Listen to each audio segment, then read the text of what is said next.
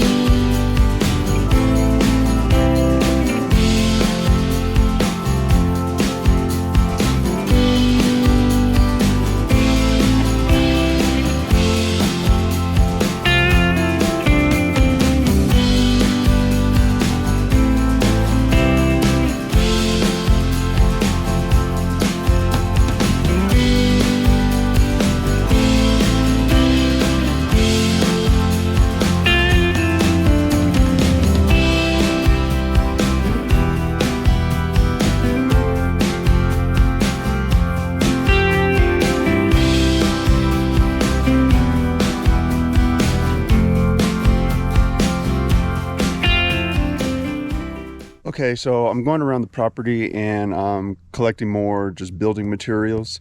And one day me and Ashley were just like on foot, just like roaming the property, and we came across this little area. So again, the previous owners started building whatever this is, some kind of a platform, like a tree house type of thing. Not too sure, but you know, honestly I think it was like, because I know the previous owner, they had kids, like teenagers I believe, so I think they were maybe trying to build a little tree house or something like that. But there's tons of, you know, 2x4s and fence material and just building materials. So I'm just going around the property and collecting all these kind of, you know, building materials. Again, we got some projects coming up and I need wood. I need wood to build things. And so I'm going around collecting everything that I can, semi-organizing it, so I know what I have available, what's usable, what's not. So yeah, that's pretty much what I got going on right now. Okay, so this is I guess day 3 of us trying to, you know, tackle some of this mess behind me. I found this platform. There was some rope tied to it. I just towed it over here. I found it on the other side of those trees and stuff. Not sure what they were using this for, but I think they were maybe using this to make the trail. Maybe to grade the trail somehow. I'm not sure, but I'm gonna use it to load up all this plywood stuff and some of the larger stuff. We have a bunch of plywood still way back there. We're gonna be bringing out and taking to the new storage area, I guess. We would use the little metal cart that we've been using, but you know, this plywood's a lot larger, and trying to tie things down, strap it down to that little cart, it's just kind of a pain. So I'm gonna try this first and see if we can just drag the stuff over there.